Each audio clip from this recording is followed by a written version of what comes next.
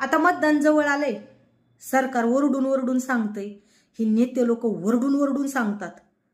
जर तुम्ही आम्हाला निवडून दिलं तर आम्ही तुमचं भरपूर कल्याण करू, जर तुम्ही आम्हाला निवडून दिलं तर आम्ही शेतकऱ्याचं कर्ज माफ करू, जर तुम्ही आम्हाला निवडून दिलं तर तुमच्या गावचे रस्ते पक्के करू, तुमच्या गावाला पाण्याची सोय कायम करू, आमकं करू टमकं करू, भरपूर काही सांगते।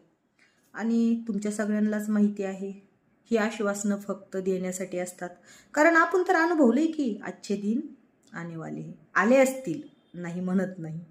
कारण प्रत्येकाचे विचार वेगळे असतात, तसे माझेही कदाचित वेगळे असतील, माझाही एखादा शब्द चुकीचा असू शकतो, पण जे नेते लोक ओरडून ओरडून सांगतात आम्ही शेतकऱ्याचं कर्ज माफ करू, त्या नेत्याला आणि त्या सरकारला मला एकच विचारायचं आहे की तुम्ही शेतकऱ्याचं कर्ज माफ करू म्हणताय, पण तुम्ही हा विचार का नाही करत की शेतकऱ्यावर कर्ज काढायची वेळ का येते आहे का?